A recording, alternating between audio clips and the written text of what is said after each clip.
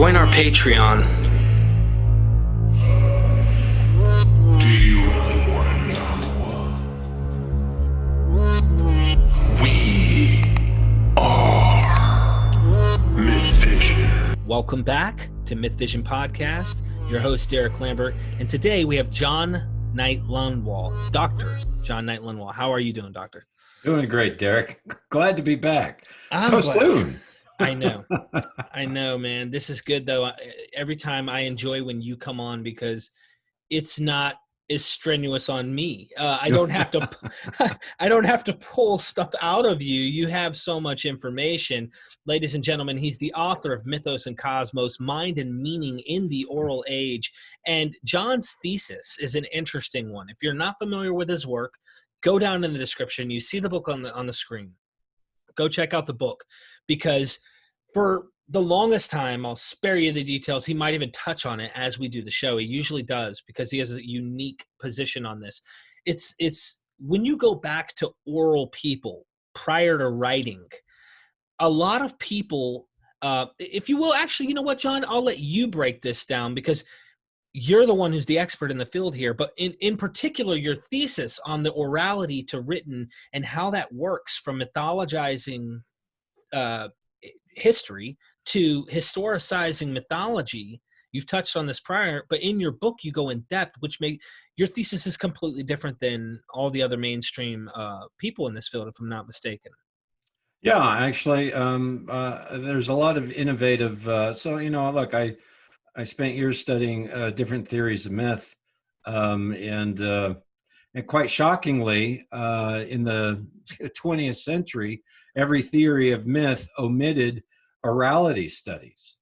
So, I mean, the lacuna is so enormous. How could you miss that?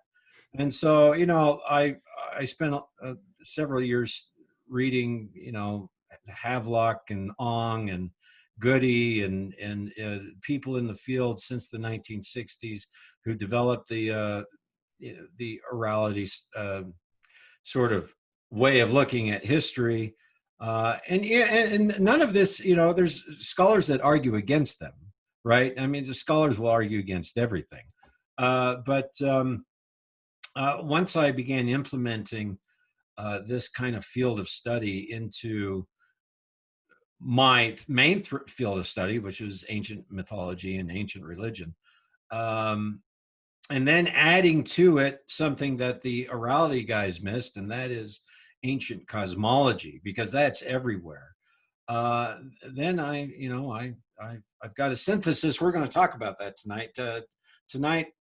After watching our last podcast, I thought I would jump into sort of the origins of the biblical creation story. And of course, in the text, nothing is explicit. It's all implicit, right? We're getting fingerprints of the oral tradition. And so we're going to try to sort of dig them up and see how, looking at how oral societies function, how might that change our interpretation of the biblical text, the biblical cosmology? Because, ancient Israel, well, actually, Derek, we know almost nothing about them, right? The Torah is written pretty late. And actually, Derek, we know almost nothing about First Temple Judaism. I mean, it's amazing how little we know about huge blocks of history. We know almost nothing about the origins of the pharaohs. We know nothing about the origins of the Mesopotamian city-states. We've just discovered in the past, I guess it was the late 1990s, when Göbekli Tepe was discovered. You're aware of that site, yeah, right? It's 9,000 BCE. It's a temple with stone pillars, gorgeous stone-cut megalithic features, art, and it predates everything, not by a century, not by a millennium, but by thousands of years, right? And it's so, I mean, it just goes to show that our view of history is so incomplete that one historian actually looks at it and says, well, it's rather depressing unless you choose to ignore it. And so that's what we got. Hey, we got a little Damon in the picture here. He heard Göbekli Tepe and he said, yeah, that's he right. said, stones, can I play with them? All right, buddy, we're doing the show. Is this, Go tell your mom. is that Derek Jr.? No, that's Caden.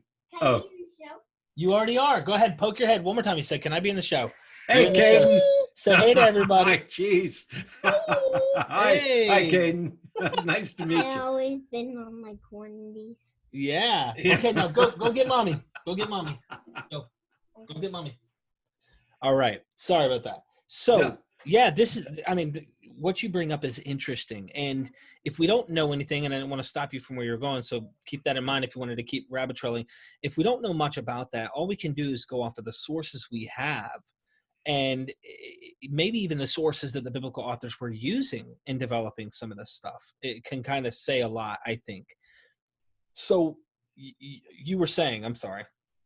Well, I mean, so for most of prehistory, our sources are oral, so we don't have them. They're gone. And so all we have are, a few scraps of archaeological debris. And you can't recreate history by looking at pottery shards and a few statues. Archaeology doesn't tell us almost nothing about the ancient thoughts and metaphysics of ancient cultures.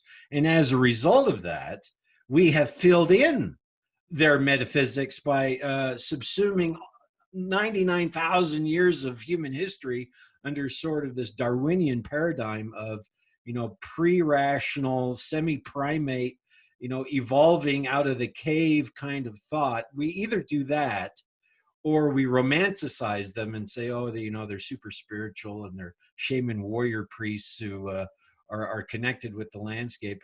Academics do this. They're either primitive slack-jawed yokels or they're romanticized. No one ever seems to want to take ancient people, as in people living 5, 10, 50,000 years ago, and say, well, maybe they were just like us, right? Either they were, semi-evolved Homo sapiens, or, we romanticize them. But what we don't say is, let's assume that they're pretty much just like us. Why are there so many differences? And so we'll talk about. Yeah, we'll talk you about go some of into that. that. You go into Yeah. that. The hardware was the same. I mean, Right. Yeah, you ask scientists today, and I mean, like, according to the consensus, if you will, approximately, we're 200,000 years old in the That's model that we're in, technically. That's correct. Feet, hands, brain size, everything. So, I heard Randall Carlson once say this, which I love watching his stuff too. He said, if we've only got approximately 5,000 years at best of the oldest written literature, possible literature that we have of writings, and this is not in like regular letter, alphabetical type letter. That's right. He says, what happened to the 195,000 years of human history? So I'm with you. That's correct.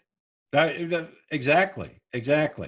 But as we start peeling back the layers, I mean, they've now found hundreds of henge sites throughout Europe dating to 5000 BCE. So this is 2,500 years before the Great Pyramid, and they're henge sites, as in the precursors to Stonehenge.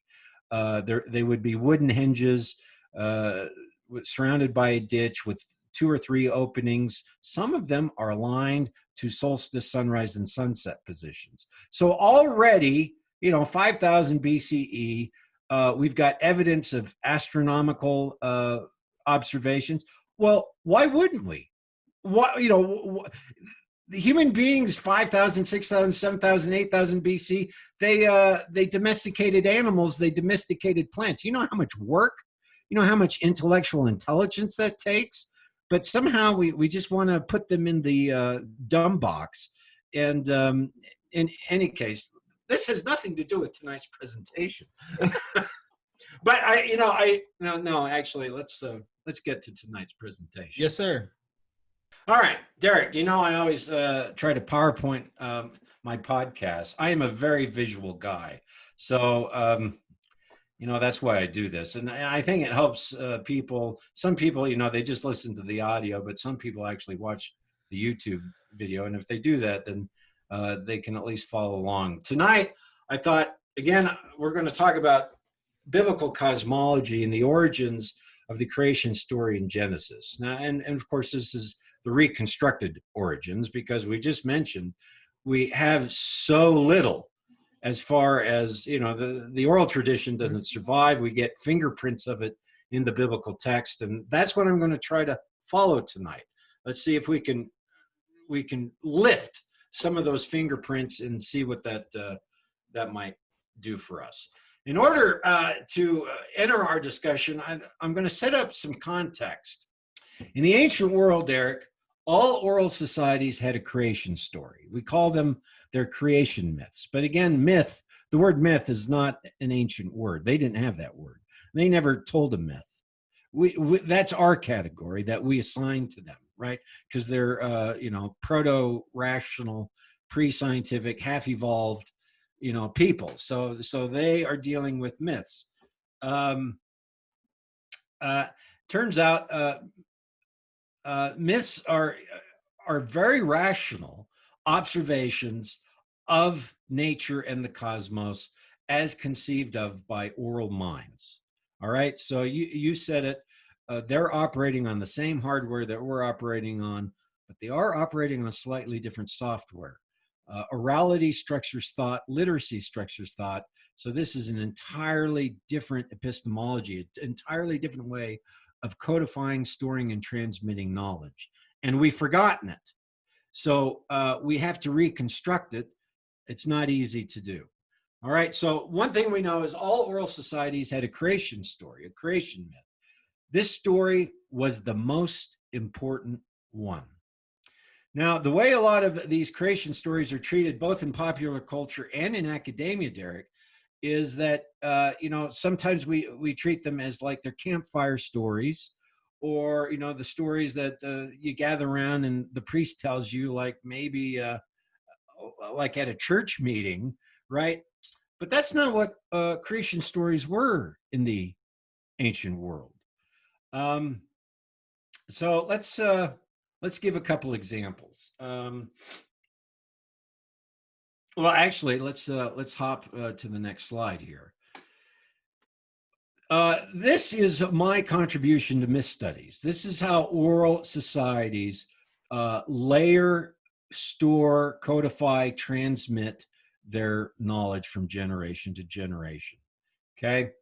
They start with the knowledge that has to be transmitted, and this is an oral society's cosmology.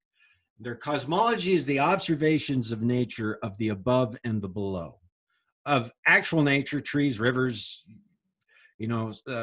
seasonal cycles, etc., crops, agriculture, migrations. But they noticed early on, at least by the very early 3rd millennium BCE, because that's all we have evidence for, but obviously now that we're finding hinges throughout Europe dating to 5000 BCE, some of them, opening up to solstice position, sunrise, sunset, that we know that they're observing these things going way back. And again, we have to remember, Derek, that Egyptian religion appears in a thunderclap. We've got pottery shards and post holes and a few little figurines, and then pyramids and pyramid texts, right? And the pyramid texts show this grand cosmology and religious system. Well, where did that come from? Well, it had been developed by the people with the pottery shards and the little figurines and the post holes, right? That was already developed in prehistory. We have no writing. And so, that alone should tell us, wow, okay, so things are going on at a very early period that we know very little about. So the bottom line is they would notice when a certain star rose on the horizon, a plant would bloom, or that was the time to harvest, or this is when the animals migrated into the valley, right? And so they had these heaven-earth links. And over time, that they learned how to hunt, how to gather, how to agriculture, how to farm by observing the processes of nature of the above and below. And so they would pass this knowledge down in three different ways: using memorable narrative, that's myth, and myth is codified so that it's memorable. It has outsized figures, oversized scenarios, monsters copulating gods. It really is kind of childish gibberish by the time it comes to us. And for the longest time, that's what people just thought it was. If you don't expect anything other than childish gibberish from this stuff, that's all you're going to get, right? So it's only been over a couple centuries of some very smart people relooking at it, realizing, oh, a lot more is going on here with ancient myth. So myth is memorable narrative of the oral cosmology. But, when you don't have any writing, you need to layer your memories in different mediums. And so myth had a partner, ritual. They acted the myths out in songs and dances and festivals and chants and in rituals and liturgies, right? And so ritual was somatic narrative, bodily narrative that copied the myth. And then they all created, as far back as we can see, a sacred space by which they measured and observed the cosmos, told the myths, and performed the rituals. And the sacred space became a fundamental part of creating the society. In Mesopotamia and in Egypt, Derek, you could not build a city before you built the temple. You built the temple first. That cosmicized the land. That allowed you to create order out of the chaos, because nature, it turns out, the romantics say we want to get back to nature. I've got 195,000 years of human history all shouting at us, don't, we're trying to escape nature. It's horrible. Toil. And so the temple was built as a way to organize the society so that they could basically subdue nature in the agriculture, in the rituals, in the myths. That's how they created their society, their city, their village. And so this pattern here, the cosmology, the mythology, ritual, and sacred space, is different mediums by which oral peoples pass down the information from generation to generation. So the bottom line is, if the Bible begins in oral tradition, and now pretty much every Bible scholar says so, right? I mean, everyone's in agreement on that. Where the disagreement starts one step after that, and that is, what does that mean? What does the oral tradition mean? Most Bible scholars still treat the oral tradition like a fuzzy literate one, right? That there's still, they don't treat it what's on your screen. If there's an oral tradition, then there's going to be a mythic element, there's going to be a ritual element. Somehow the sacred space is going to be revealed in it, and there's going to be a cosmological underpinning to it. The question is, can we find that in the creation stories in the Bible? And tonight, I'm going to show you, in fact, it's actually there. It's all there. Nice. In shadows and fingerprints. But actually, once you see it, you can't unsee it. It's pretty evident. I thought I'd go back just to this slide. All societies had a creation story. The story wasn't a campfire story. A creation story in the ancient world, Derek, it almost acted like a founding document for a modern society, like the Declaration of Independence or the Constitution. So, let me give you an example. There's a ancient Egyptian festival. It dates to the Old Kingdom. So, early 3rd millennium BCE. So it's early stuff. And the festival was called the Opening of the Year. This is their New Year festival. I really should look this stuff up before I think it's Wenet Renket is the Egyptian name of it. And so what it was is it occurred at the rising of the star Sirius after the star Sirius had disappeared for under the horizon for 70 days. That was when the Nile inundated and flooded, and and so the water overrose the banks of the Nile. It left black soil that was very fertile on the fields, and that is how the Egyptians survived. They took that soil and planted their crops in it, and year to year that was their agricultural cycle. Okay, but it was associated with a celestial cycle, and it was also associated with the flooding of waters. Now, this becomes very important because at the opening of the year, they are celebrating their creation mythos. The water that rises on the Nile, I mean, some scholars have argued, you get a lot of these Near Eastern creation stories where the earth is the first dry land that appears out of the waters. This is what we get in the Bible, and it's what we get in Egypt. And so as the creation story goes, there's the waters above, waters below, and then the earth first rises out of the waters. Well, some scholars have noted that maybe the primary metaphor there was actually the inundation of the Nile, because the water rises, it fertilizes the earth, by which you plant your Garden of Eden, right? By which you grow your crops. This is the renewal of the earth, the recreation of the earth with the inundation of the Nile. So some scholars have argued that it's the inundation of the Nile that provides the basis for these early Near Eastern creation stories of the first dry land appearing out of the waters. That makes a lot of sense. Yeah. I think it does make a lot of sense. Last year I was in Egypt.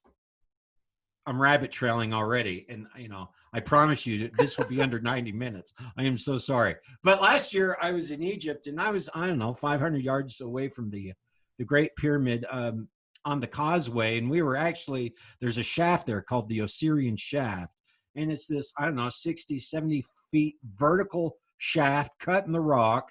And there's an old rusty iron ladder that you can climb down into it. I can't believe they let us do this, because the ladder was hanging off, and I thought maybe anyone, someone's going to die doing this. But anyway, so I was at the Osirian Shaft climbing down. There was a tomb down there at one point, and this is underneath the causeway that leads to the Great Pyramid.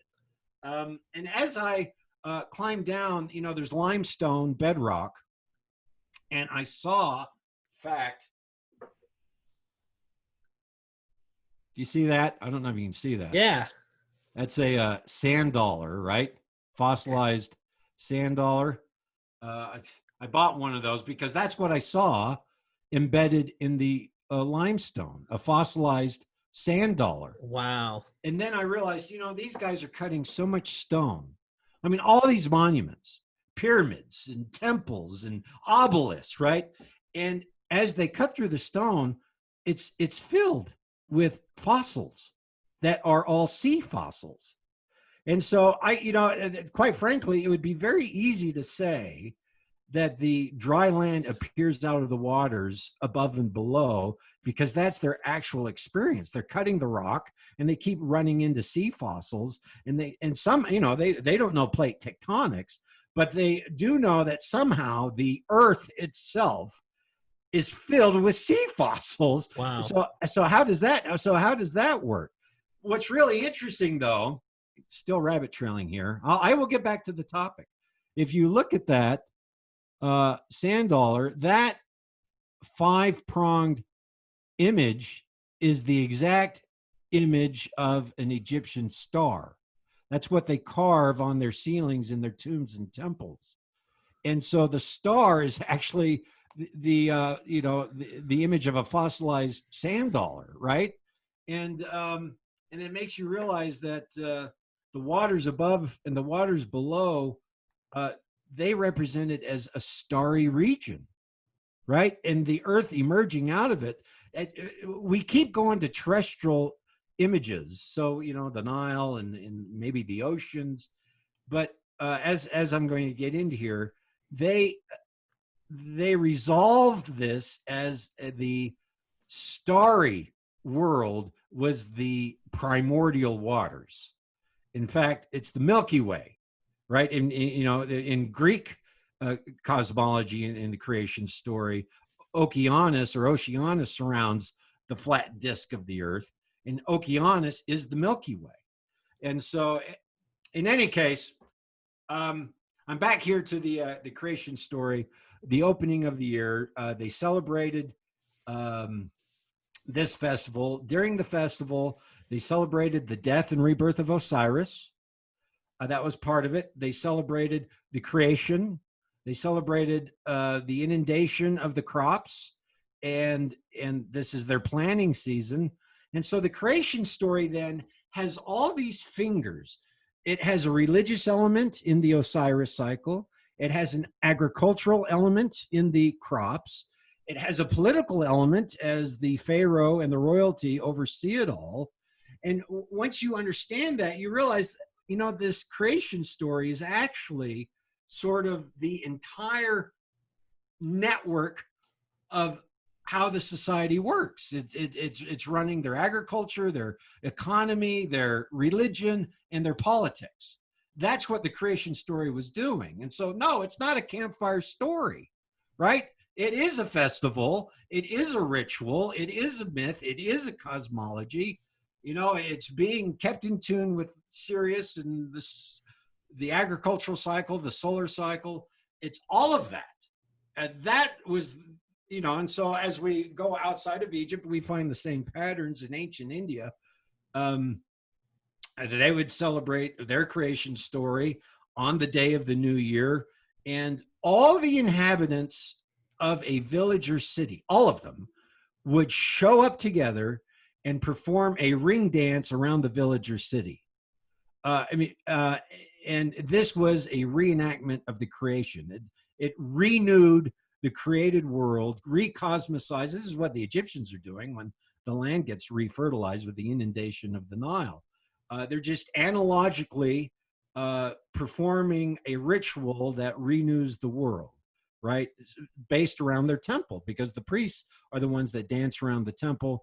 The citizens dance around the village or the city. And so we get these patterns. And my point is, we're going to have cosmology, myth, ritual, and sacred space as part of the oral tradition. Can we track that in the biblical creation narrative? And that's what we're going to talk about tonight. One more thing. I've totally shot my timeline, so I'm going to go as fast as I can, Derek. I apologize. Okay. There's one more thing I want to talk about, though. And that is ancient oral cosmology is a radically different way of seeing the world. This is part of that oral framework of thought that we have lost sense of entirely. And but we get hints of it through our texts.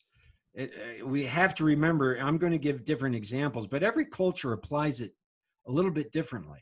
Sometimes, and then we're talking time frames over 3,000-4,000 years, and things aren't going to be the same over that time frame. And so it gets really difficult to try to piece this back together. But here's what we know. In ancient Iran, there was this idea, this belief that everything on the world that you see was a shadow or reflection of an eternal pure form or archetype that resided in the heavens. Every tree, river, mountain, stone actually was a copy of an eternal tree, river, mountain that existed in the heavenly realm. Now, why would they think that? Now, not only that, but every city in Mesopotamia, every city was dedicated to a star or constellation. And they did this in Egypt. Traditionally, there were 42 nomes or villages up and down the Nile in Egypt. And each village corresponded to a field in the Book of the Dead. And that field is a celestial zone that the dead traveled through as they sought, the secrets of rebirth, right? And so they would build a village, assign it a star constellation. And so when Pharaoh sailed down the Nile, he was sailing through the cosmos from village to village, right? And so again, Euripides' Bacchae, the play, the initiates of Dionysus have a heavenly vision where they see two suns and two cities of Thebes, each with 7 gates. Well, what are they seeing? They're seeing the actual sun you see with your eyes, but its eternal form in the heavens, meaning that the sun gets its light from another source. It's eternal source that we don't see. And so this is a radically different. So how do they come up with this kind of thinking? And I think in part, I've already mentioned, they would watch a certain star rise on the horizon or reach its zenith. And at that same time, they would see certain plants bloom, or that's when you planted or harvested, or certain animals, birds would fly in, certain migratory patterns, or, winds or seasonal aspects. And they connected the two, and they said that star is causing this plant to bloom. Good right? point. This is the basis of ancient astrology. Okay. And so somehow that star holds the invisible power over the natural laws of nature that we see. This is powerful stuff, by the way, John, the way you're connecting this. Yeah. It really makes perfect sense, because we now that we're a written society, That's correct, can compartmentalize. I'm gonna make it in Boom. dumb terms, because I'm a man and you're a man, right? I can't multitask worth a damn. But I can tell you what, in the ancient world, to survive, they multitasked it like they were pros. I can only imagine the women probably came up with a lot of this stuff too, because they said, oh, this connects to this, but the men too. This is really cool, because before we get off the village stuff and why you're connecting this, there have been books written by people who think of astrotheology, and they go, I know that it's probably Occam's razor. Here we go with another literary, what seems to be from our perception, the correct understanding. And there's no way to prove or falsify what I'm saying here, but there's no way to prove it either. The city like Bethlehem and what it means, and it might have significance to a celestial story even in the New Testament. And if that is the case, which you can't prove because we're so logical and all about like, well, there was a place Nazareth? People, yeah, there was. No, there wasn't. Well, what if there's something else going on that we can't wrap our heads around? So I love what you did there, connecting those two, because if we were back then and didn't know what we know now, of course the volcano god and the star god would connect to life, and when life would rise, we recognized the stars that were behind why, and we would make those connections. And we think that's dumb today, but really, you don't wake up in the morning and see a certain star, or at night you look at night sky and realize, you know what, in 3 weeks from now, approximately, we're about to have harvest. I mean, we don't think that way. You know what I mean? That's correct. And you're right. So this is part of the software of the ancient oral mind. They're analogical thinkers. Literate minds are analytical thinkers. We compartmentalize, just as you said, into different categories. We separate it out, and that actually allows us to create really abstract categories, which leads to microchips and refrigerators, right? Oral peoples think analogically. If A is similar to B, there's a relationship. I'm going to pay attention to that, and I'm going to connect them. Okay, and so if the star rises on the horizon at this time, and I have 2 weeks to plant my harvest, then that star is the harvest star, or the planting star, and there's another star that's a harvest star, right? And so and therefore the power of fertility and planting is in that star. The power of the harvest and the growth and the fecundity is in the other star. And so and then they start assigning religious identifications, as in, well, now wait a second, if that star causes this plant to grow, maybe that star is associated with resurrection. And maybe if I analogically bring, ritually copy the rising of that star in a ritual that'll help me plant my soul in the next life, and then I go through the cycle where I get resurrected in the next life. So they're analogically copying these things. But now, so here's the problem, though, Derek. What I've just said, they had a very sophisticated metaphysic connected to this that no one can reconstruct. Right. So it's very easy to sit down, and most of our textbooks are this way. They say, well, the mystery religions are, it all comes from personifying the agricultural cycle. Right? And one, I'm showing here on this slide that actually the agricultural cycle was the material manifestation of a celestial cycle, right? And so,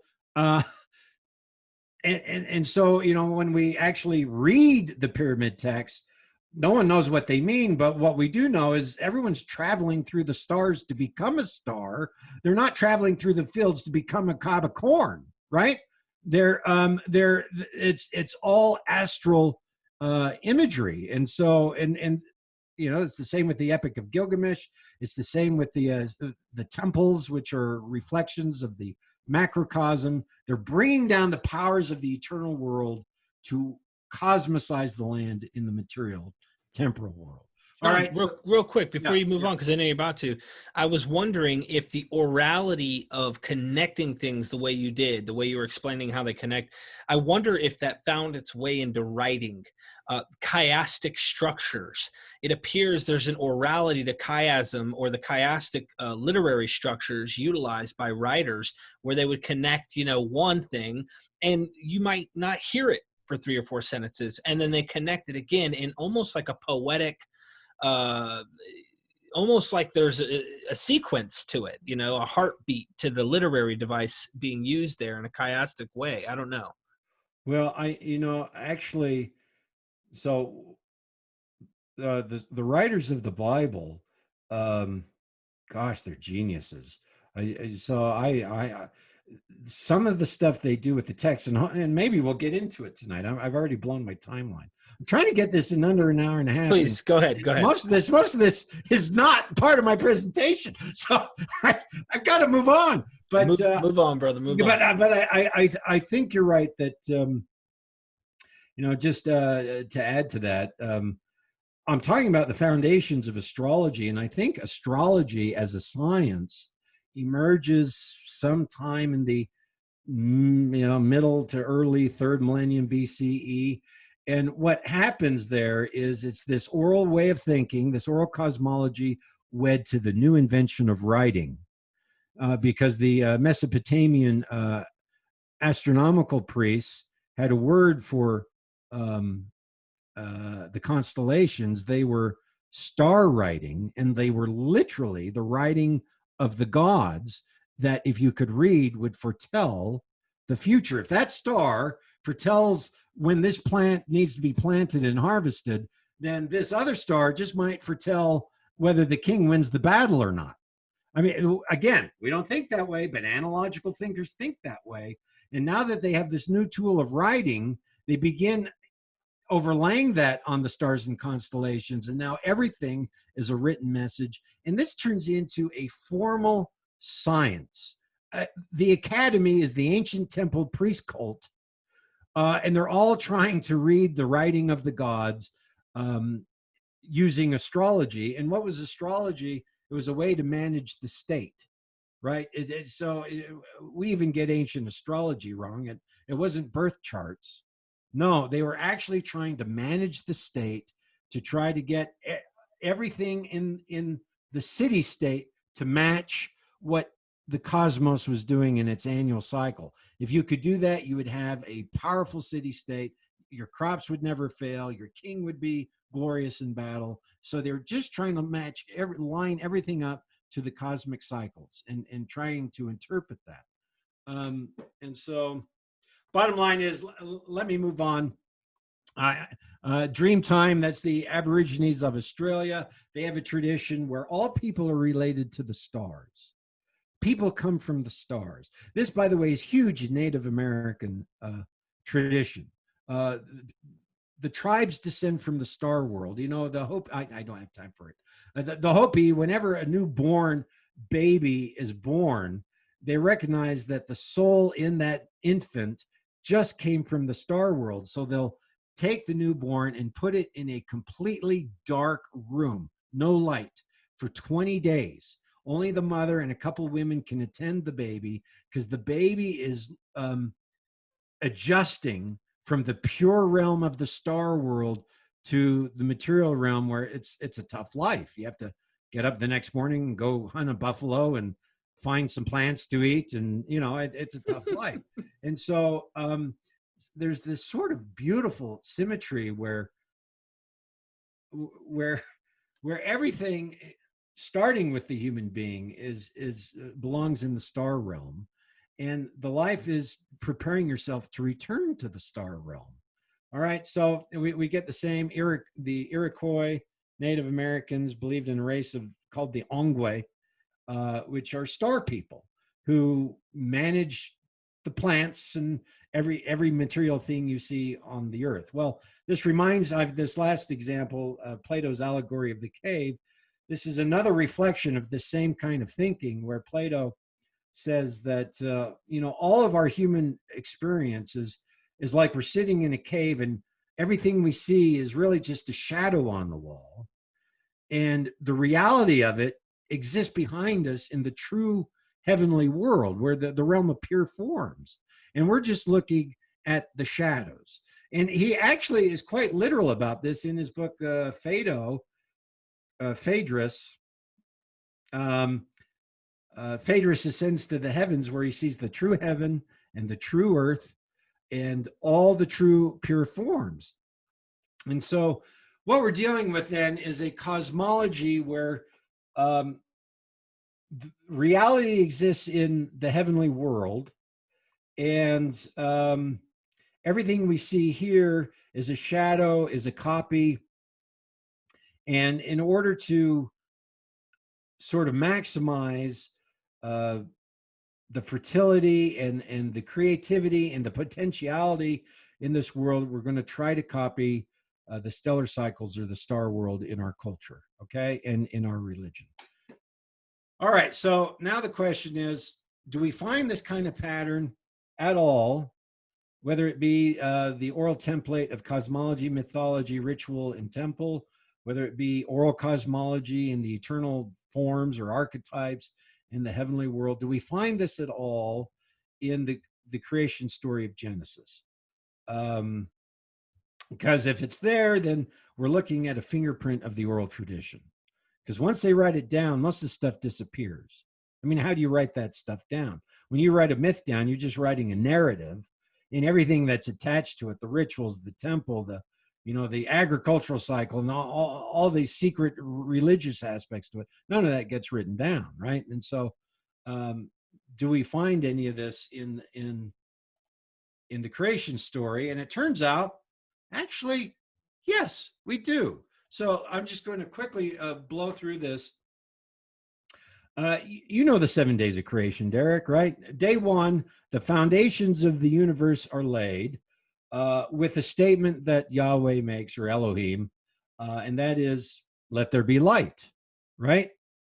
Now, when is the sun, moon, and stars created? Do you remember? The fourth day. That's right, the fourth day. So if we have to wait till day 4 for the sun, moon, and stars to be created, which, by the way, is where we get all our light, then what is the light on day 1? Right. Right? It's not the light of the sun, moon, and stars. So what other light is there? Well, that's thinking very modern and materialistically. Mm-hmm. But in the ancient world, there is a eternal light above the sun, moon, and stars. And it's this eternal light that the sun, moon, and stars get their light from. They've reversed it, right? So that's not the way we think, but it turns out that's what's embedded in the creation story. So day 1, let there be light. Day 2, by the way, Elohim lays the foundations in the universe by sparking the scintilla, the the light of the universe, the eternal light of the universe, and by verbalizing it. Let there be light.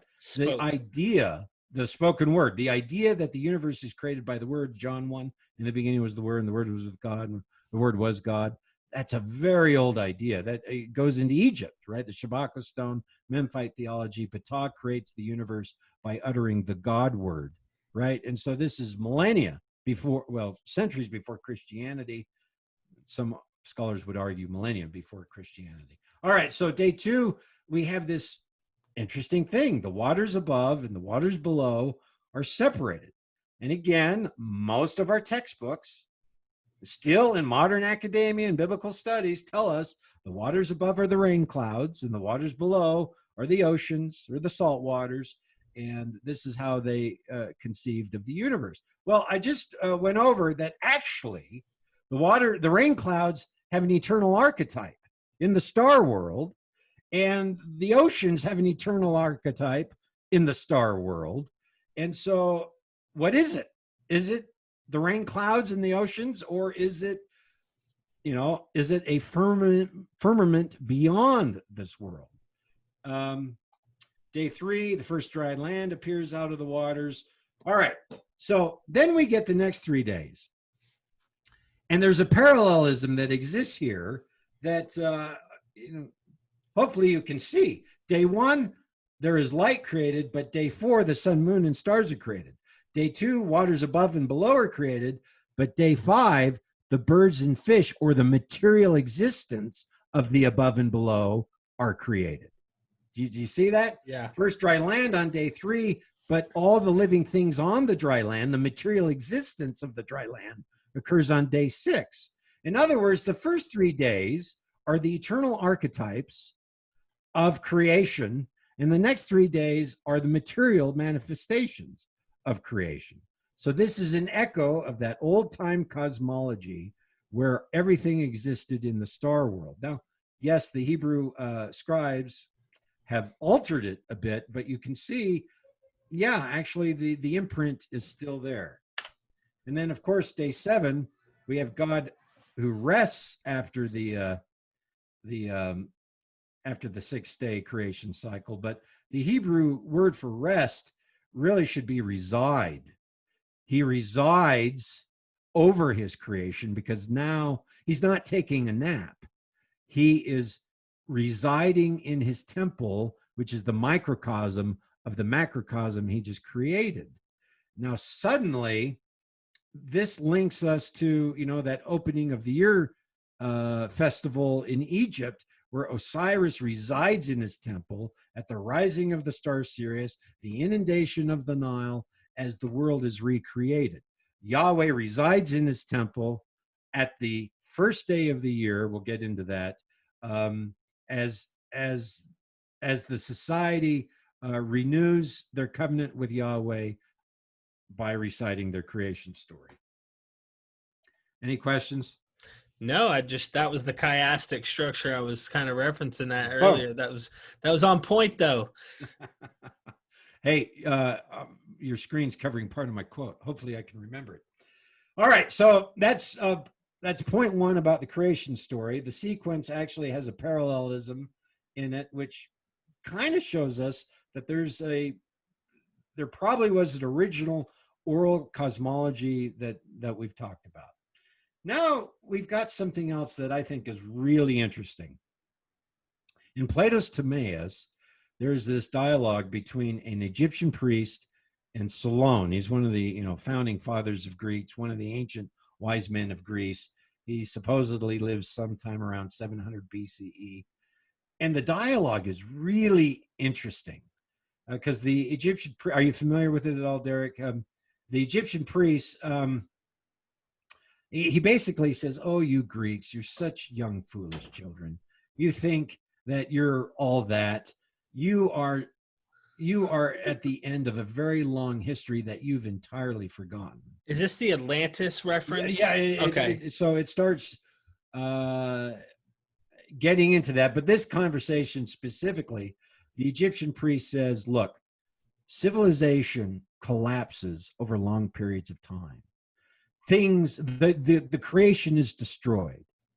And here we have the quote. There have been, and I can't read it. There have been and continue to be many disasters that have destroyed human life in many kinds of ways. The most serious of these involve fire and water. So the priest is saying periodically there are great cataclysmic floods and great cataclysmic fires that level civilization, and people have to start over. And what's interesting is he actually gives a date. He says, so long, the last time the great cataclysm happened was 9,000 years before your time.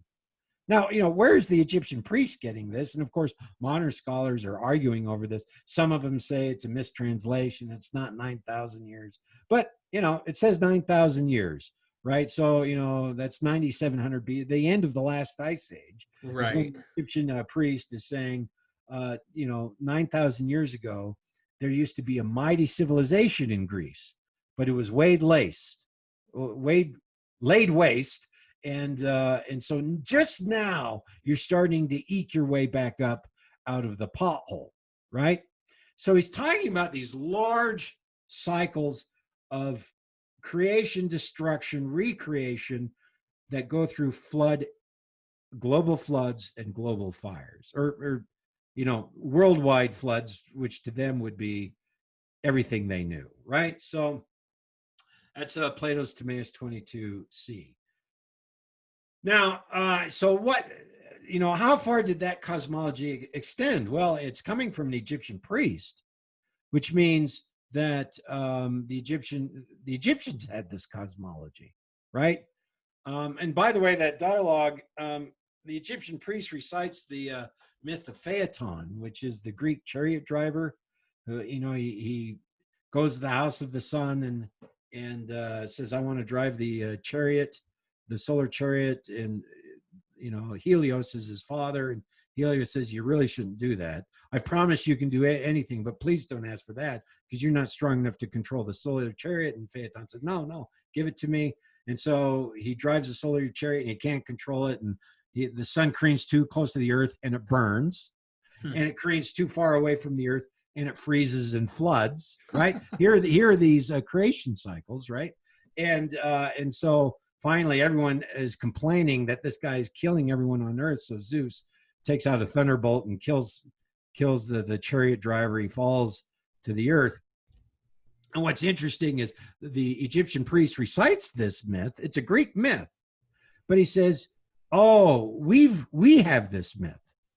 The problem is we do not recognize this myth in any Egyptian writing, right? And they'll have different names, Horus and Set and Osiris, but we can't figure out where it is in the Egyptian writing, which tells us either we haven't found it or there are aspects to Egyptian writing and mythology that we're totally clueless about. I think it's both, because we are totally clueless about it. But again, what's really interesting is the Egyptian priest says, you think this is, a myth of the chariot driver and the sun, but really it's about the declination of bodies that orbit the earth, that move around the earth. And so it's tracking long time stellar cycles. And that's an eye-opener. That's like finding Göbekli Tepe, right? You get this little hint in the dialogue of Plato that the Egyptians are tracking, stellar cycles apparently for 9,000 years. So, where's this coming from? What are they doing? Well, again, academics will argue and conspiracy theorists will argue. The truth is we don't know what to do with it. But the bottom line is the earth goes through creations, floods, and fires. Well, it turns out almost all ancient societies also had a flood story. They all had a creation story. As far as we can track, almost all of them had a flood story. And it was the American folklorist, Alan Dundes, who noted that the worldwide flood stories are almost always associated with the respective creation stories in a culture. In other words, wherever there was a creation story, a flood story was associated with it, right? And so what is going on there? And do we find this in the Bible? is the Noah's flood a reflection of the creation story?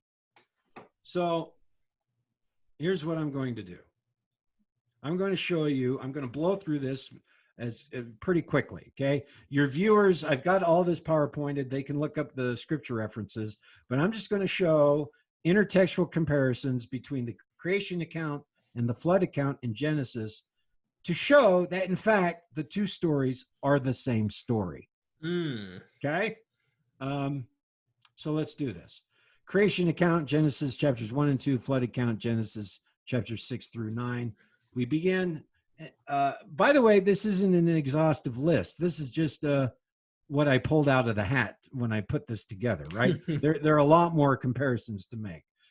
Genesis 1, 6, and 7, the waters above and below are separated, preparing for the first dry land to appear. In Genesis 7:11, when the flood occurs, the same verbiage is used. The waters above and below commingle. It's a reversal of the creation, but it's the same verbiage, the same imagery as the waters above and below are used, one, to create the world, two, to destroy the world. Genesis 1:2, spirit moves upon the water. This engenders the life and fecundity in the cosmic waters.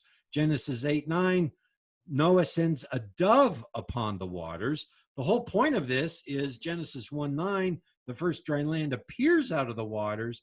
Genesis 8:11, the dove returns with a leaf, indicating that the first dry land has appeared out of the waters, right? These are parallel motifs, point for point down each story. Genesis 1:11, vegetation, animals, man are created. Genesis 8:16 through 19, Noah lands and he releases all manner of life, vegetations, animals, and man upon the world.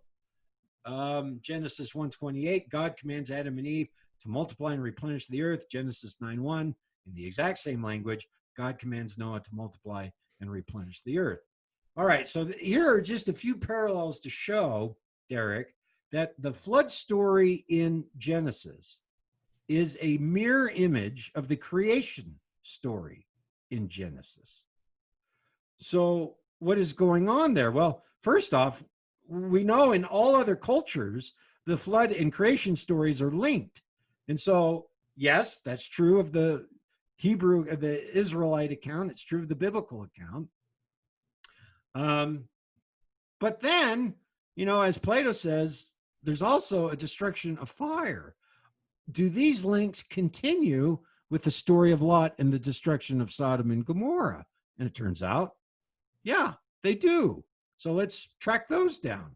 So now we're going to go with the flood account, and we're going to compare it to Lot's account. And it turns out, Genesis 6:5, evil fills the world, by which God says, enough of this, I'm going to destroy the world. Genesis 18:20, Sodom and Gomorrah is filled with evil, and God says, enough of this, I'm going to destroy the cities. God vows to destroy the world, Genesis 6:7, God vows to destroy the cities, 18:21. The exact same verbiage is used in Genesis 7 and 19. Rain floods the earth, and fire rains down from the heavens on the cities. The parallels are meant to be seen. Right, obviously. And so Genesis 7:13, only Noah and his family are saved. Genesis 19:15, 16, only Lot and his family are saved. And then here is one comparison that I think is really interesting.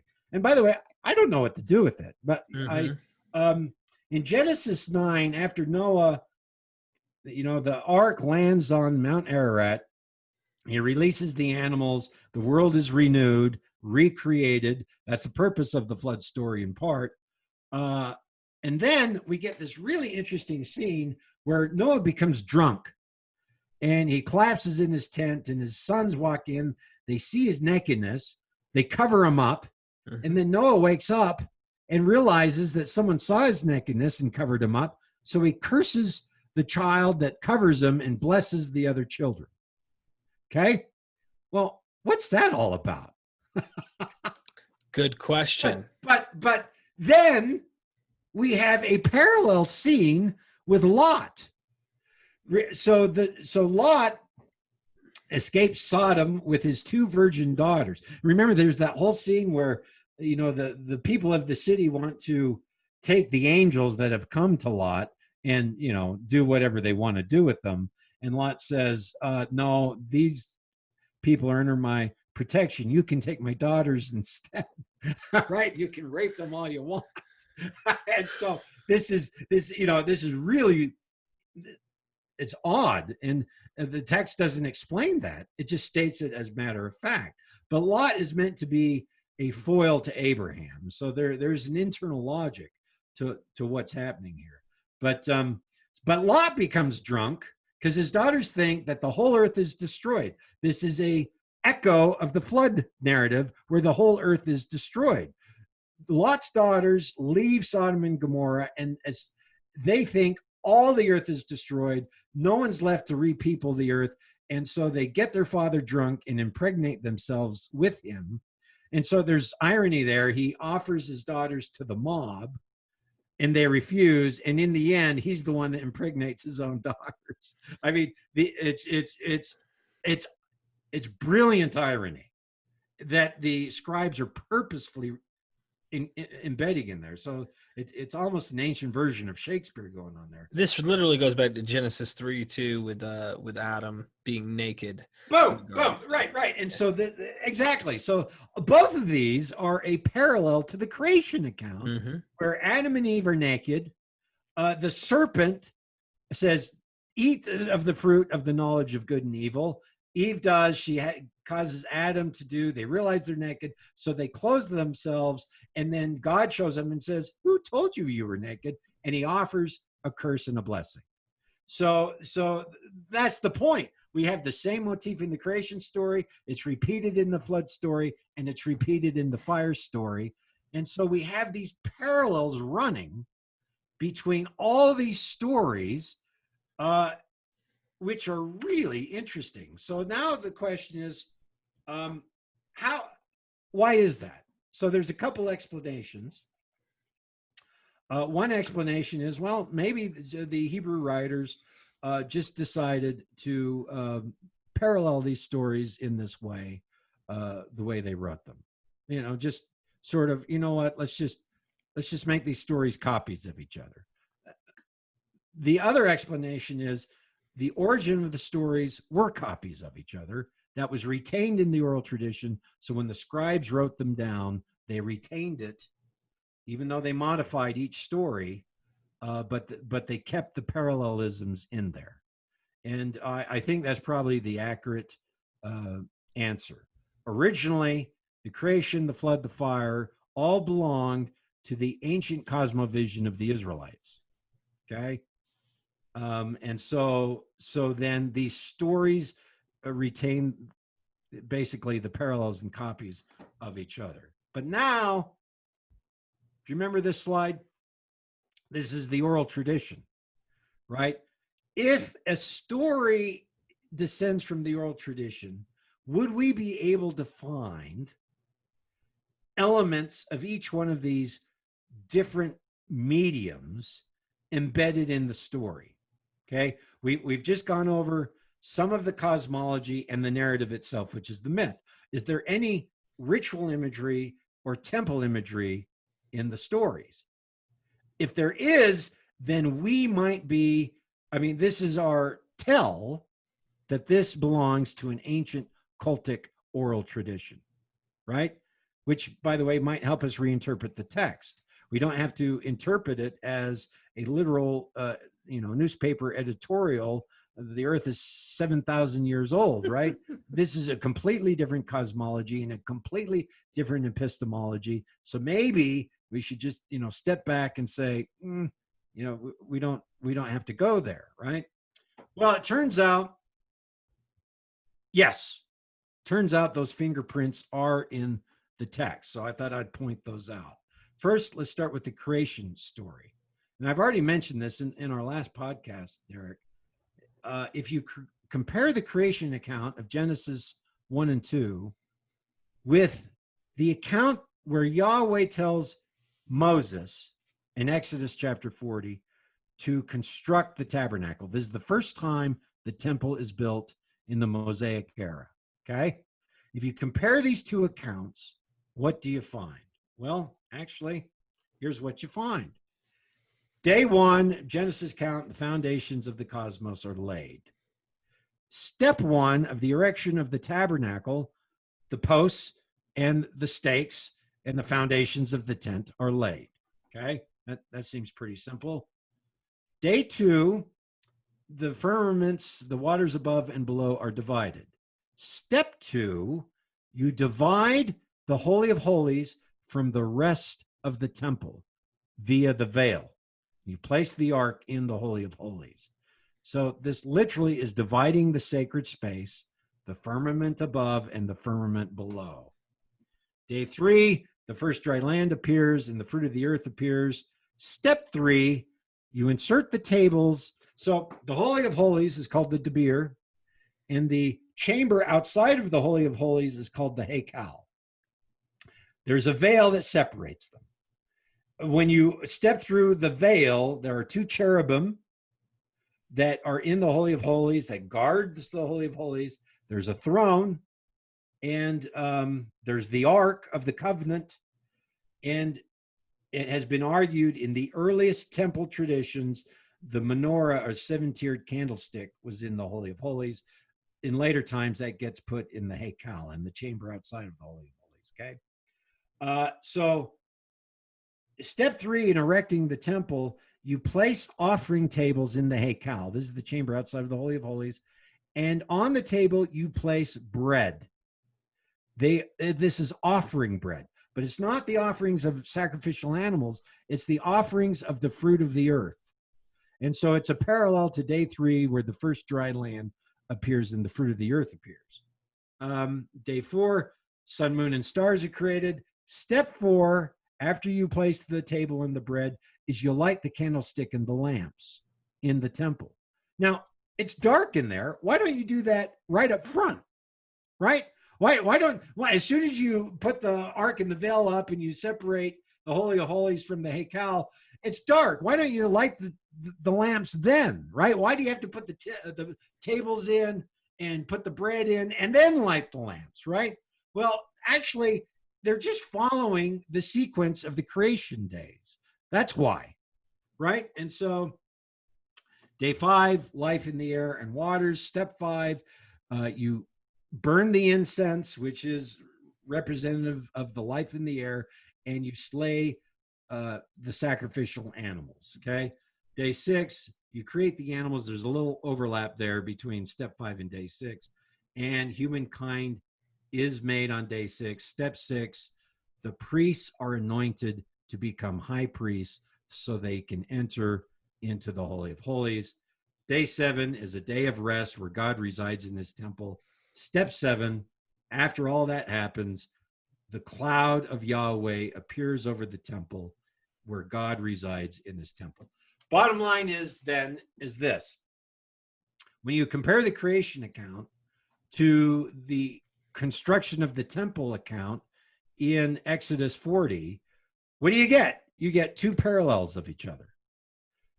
So I would think, Derek, you would stop at this point and say, what's the creation account about? Is it about the creation of the world, or is it about the creation of the temple? And is the creation of the temple that's a microcosm of the macrocosm, so maybe it's both. But the Israelites didn't separate them. In any case, this has nothing to do with 7,000-year-old Earth or dinosaurs or any of that. We are now entering into the sacred cult of the Israelites. And by the way, also in chapter 40, we're told this happens on the day of the new year. This is the exact same thing that's happening in that Egyptian festival of the opening of the year. It's the day of the new year where they are celebrating the creation story, the inundation of the waters over the fields, and the death and rebirth of Osiris. In the Hebrew account, it's the day of the new year. They erect the temple. They are literally acting out the creation account by building the temple and anointing the priests. Okay, and so we have these parallels that are going on. So before you move on, Yeah. there's a few ways to interpret this that I've heard. Some people will speculate based on these parallels that the Genesis 1 is technically an allegorical code, if you will, for literally just talking about the Mosaic temple built by in the time of Moses. So technically, everything prior to Moses that we find is all just an allegory or a symbol of later things in Israel's history. There's a lot of people who interpret it this way. So they look at the temple and they see these parallels and they go, "Wow! Well, guess what? Genesis 1 is. It's the temple at Mount Sinai. It is Israel's temple." Now, I'm open to that. I'm open to this already being a temple that's there, that this is initiating its temple language.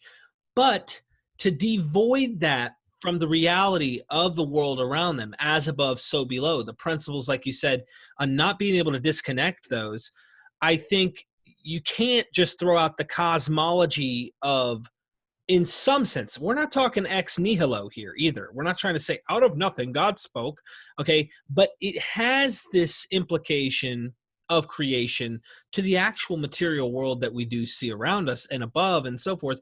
And that to me is a careful reading is saying it's both, not saying, oh, this is really a code, wink, wink, only about the temple, which has no relation to any, they didn't think God really created heaven and earth and everything in it and animals and men and all that. No, it's really just a secret code for Mosaic creation of the temple.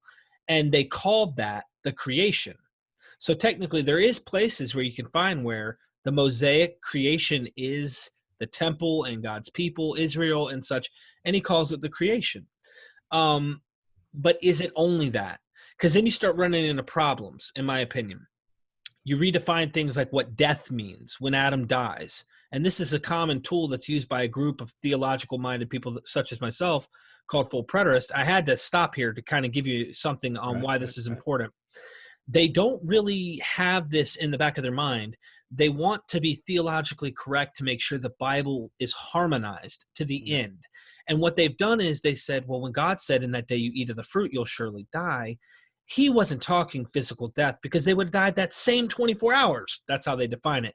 Instead of saying now he is now mortal rather than immortal. And that's the way I look at it. But I used to look at it the way they look at it. And one of the things I don't think the deep human normal thing to think about is death is something we all encounter.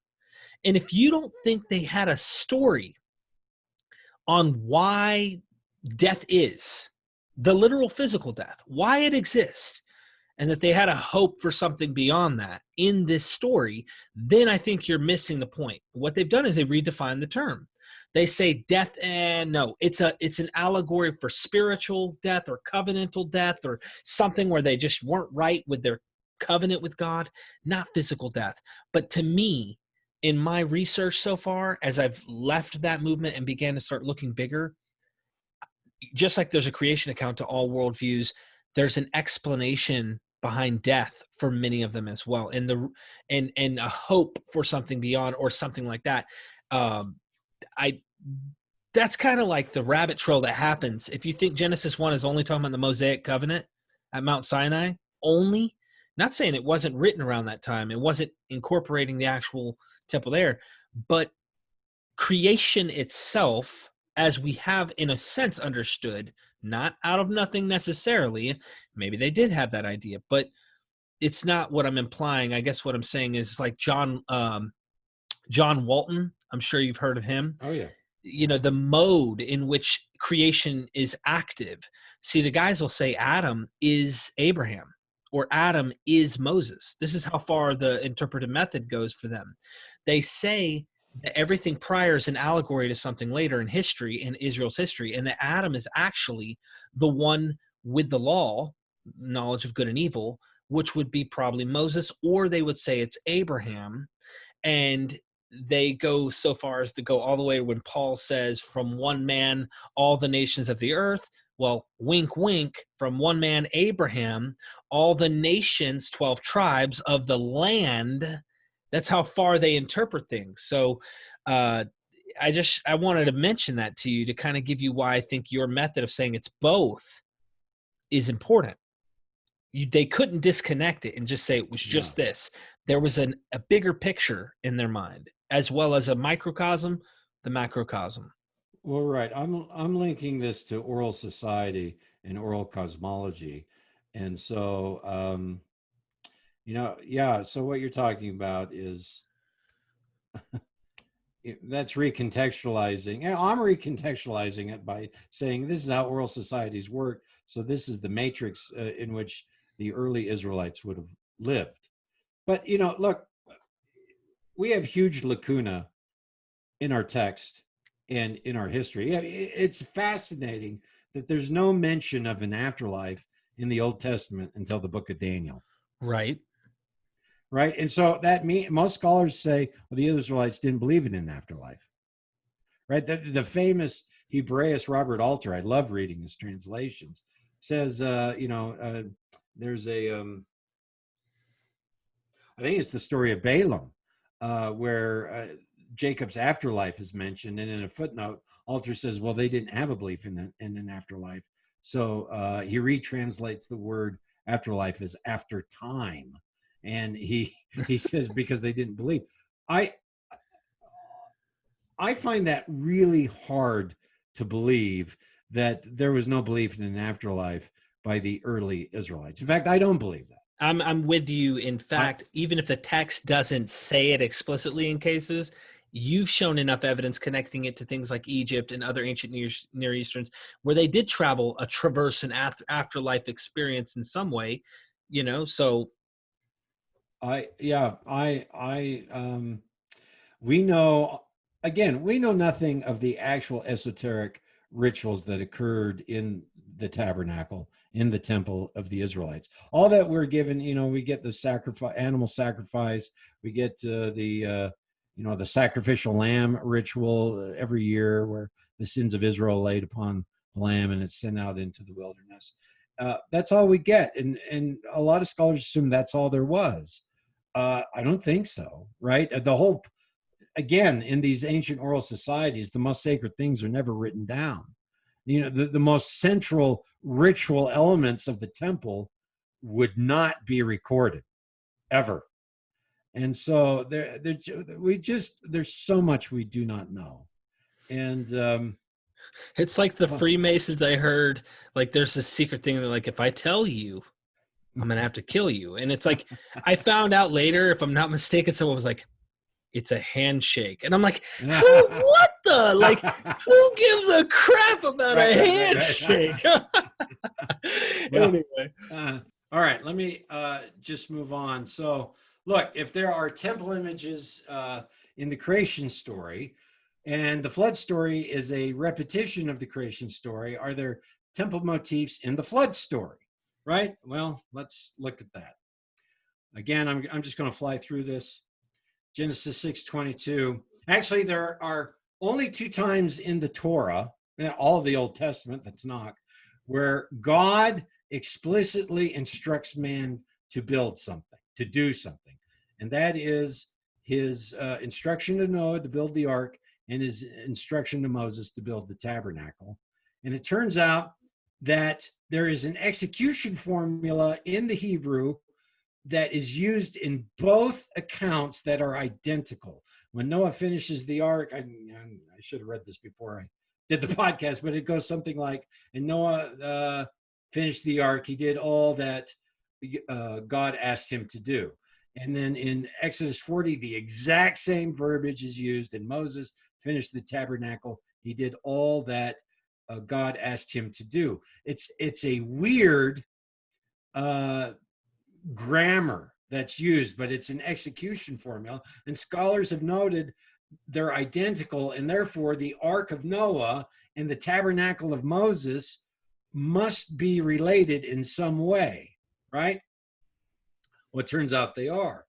And then, of course, we find that Noah has to take a pair of every animal on the ark, but then in another account, he has to take 7 of every animal on the ark, and they have to be clean and unblemished. Well, the clean and unblemished is the sacrificial animals of the temple. And so now there's a cultic background to the animals in the ark because they are the sacrificial animals of the temple. And so again, this is a motif that that the ark is the temple. Genesis 7. So this is really interesting. We're told in Genesis 7:17. This is a little bit esoteric, but the waters covered all the hills and mountains. And so this is where we get the idea that the flood is a global flood and it covers absolutely everything. But there's a tradition in Jerusalem that the Temple Mount that the temple is built on, it's called Mount Zion, is the tallest mountain in the world. The problem, of course, is Mount Zion is surrounded by other mountains that are much taller than it, right? And so what is happening is it is metaphorically the tallest mountain because the temple is the connecting point between heaven and earth.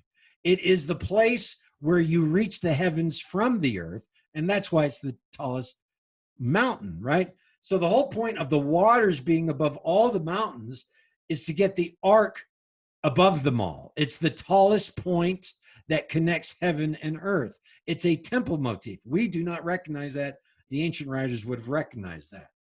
Of course, there's in the legends of the Jews, the temple was founded over the Apsu, and Near Eastern temple ziggurats were all founded over the Apsu. This really connects to our Epic of Gilgamesh, which is one of the sources for the Noah story in the Bible.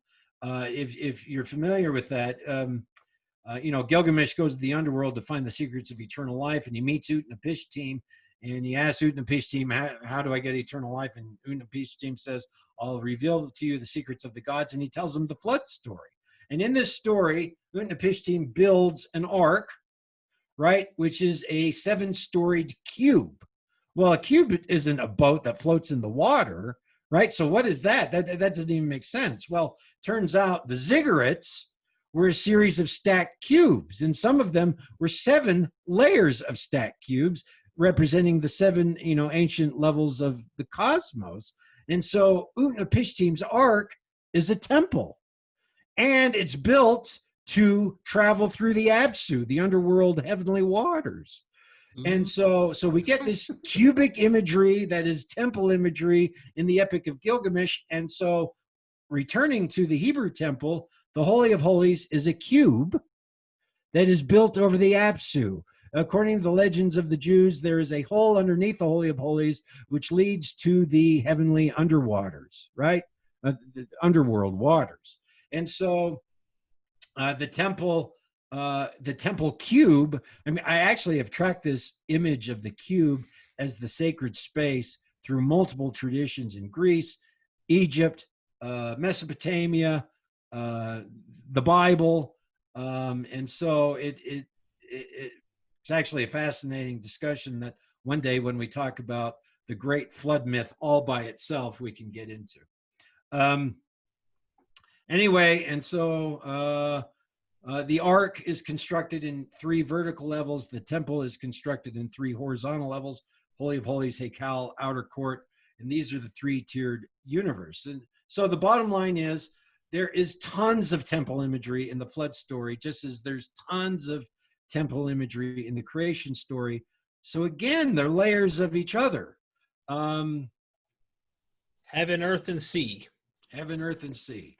So now, is there any temple imagery in the story of Lot? Can we track it there? And it turns out, this is where it ends. Because the story, Lot is used as a foil. So we only get one motif in the whole story. Abraham goes to Lot. They have so many animals and servants that they both can't live in the same place. And so Abraham says, you pick. You can live in the valleys or you can live in the mountains. And of course, the mountains are associated with God and the sanctuary, right? And so Lot says, well, I'm going to live in the valleys by the cities. And the whole story is an anti-urban polemic, right? The ancient Israelites were herdsmen and they hated the cities. They thought they were wicked. And so Lot chooses the cities. We're told that he pitches his tent towards Sodom, whereas Abraham pitches his tent towards the altar he's built for Yahweh. That's our one temple motif in that story, and it's very brief. But what it shows is Abraham stays in the highlands, close to the Lord, with the altar he has built for Yahweh, whereas Lot goes to the cities. And sure enough, when the angels come, Lot meets him at the city gate, which is a reversal. You don't meet the angels at the temple gate, you meet them at the city gate. And Lot knows this is a terrible thing to do because they're not safe. He thinks the men of the city will defile the angels, and it turns out that's what they want to do.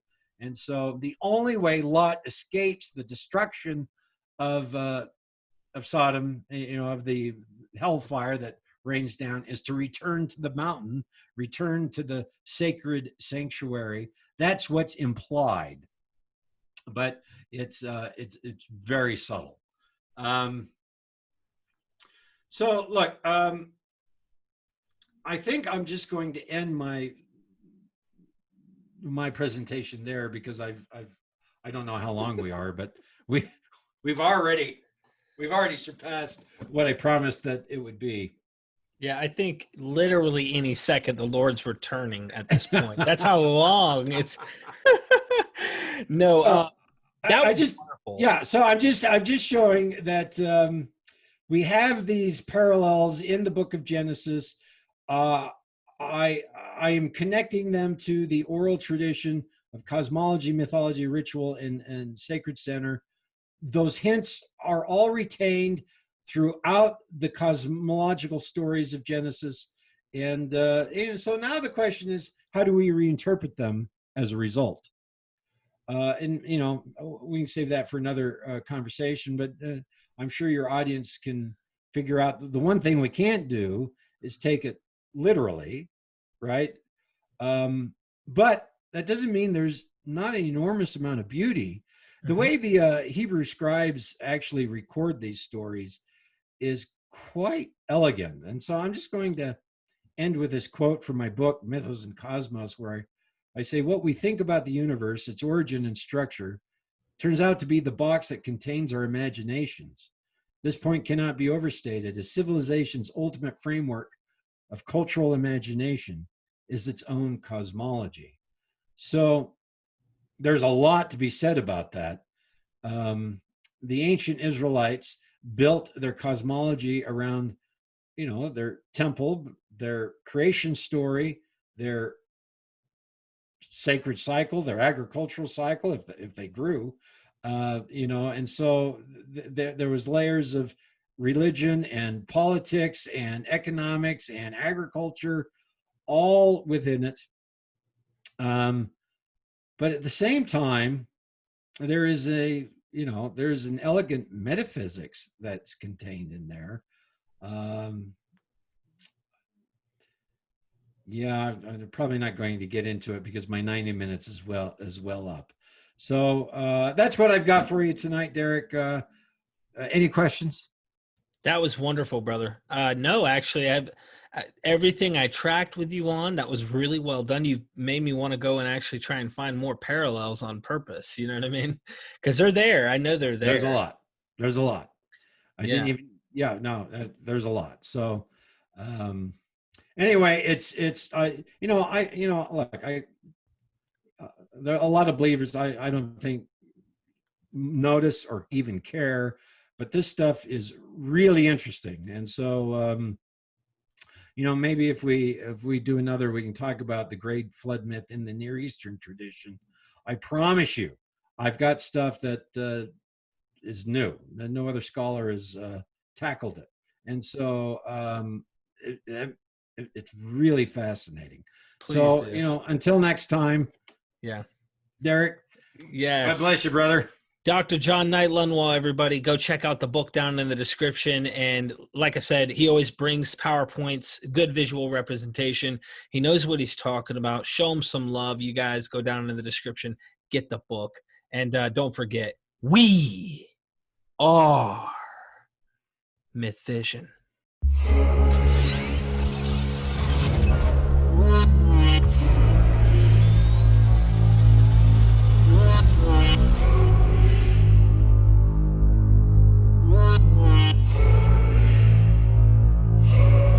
join our Patreon